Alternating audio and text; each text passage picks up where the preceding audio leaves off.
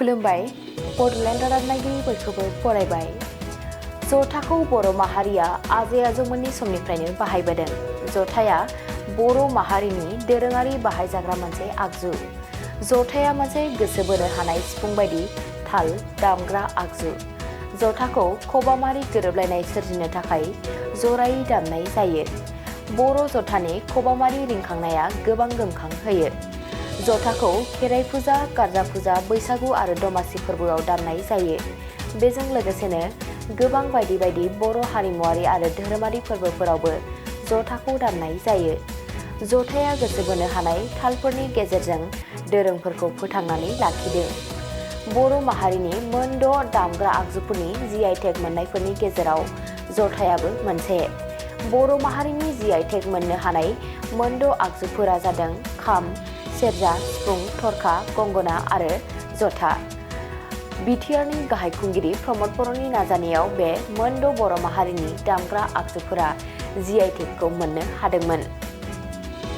थाखो 5 आरो मेट्रिक आनजाद उथ्रिसार जागोन फरायसाफोरनि थाखाय गोजोनथाव रादाब। गोनांथि आरो मोजां खाबुफोरखौ लानानै गुन गोनां सोलोंथाइ होनो नोंथांमोनखौ नेनानै दङ बड'लेण्ड स्टार एकाडेमि क'क्राझारआ। 2024 इं मायथाइयाव क'क्राझार थिथागुरि समबाय मावख'नि साखाथियाव गोदानै गायसनजानाय बड'लेण्ड स्टार एकाडेमि क'क्राझाराव 2025-2026 सोलोंथाइ बोसोरनि गोदानै मुं थिसननाया सोलिगासिनो दङ।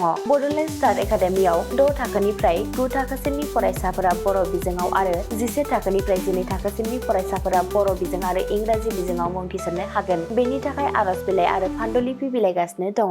11 थाखोनिफ्राय 12 थाखोसिमनि फरायसाफोरनि थाखाय आखा-फाखा आरो रोंगौथि गोनां फोरोंगिरिफोरखौ लानानै साइन्स, कमार्स एन्ड आर्टस मोनथाम स्ट्रिमनि सायाव फरायसाफोरखौ गुन गोनां सोलोंथाइ होनानै बायदि बिथिंजों सोरगिदिं जौगाखांनाय लाबोनो साखाफारा क'क्राझारनि थिथागुरियाव थानाय Bodoland Star Academia. Bodoland Star एकाडेमियाव मुं थिसननोब्ला बाङाइ बेसेनाव मुं थिसननायनि गेजेरजोंनो फरायसाफोरा गाहायाव होनाय माखासे खाबुफोरखौ मोननो हागोन। इंराजि सोलोंनायनि खाबु, साखोन-सिखोन थाखो खथा, बिजाब बाख्रि, BPL थाखोनि फरायसा फरायसुलिफोरनि मुं थिसननायाव 20% मासुल रेहाय होनाय। बेजों लोगोसेनो नोंथांमोनहा JEE नीट आनजादनि थाखाय बेसेन नाङै फोरोंथाय, मान्थलि मक टेस्ट, जिउ राहा दानाय बायदि बायदि गियानलु आयदाफोरनि उफ्रा सोलोंफारिफोरनि खाबुफोरखौ मोननो हागोन। हौवासा आरो हिन्जावसाफोरनि थाखाय मुलाम्फा गोनां मोजां जामुं आरो मोजां थाग्रा खथानि खाबु गोनां हस्टेलनि खाबुफोरखौबो मोननो हागोन। बिदिब्ला गोबाव खालामाजासे नोंथाङाबो बड'लेण्ड स्टार एकाडेमियाव थाबैनो मुं थिसननायनि थाखाय सुलाद लादो।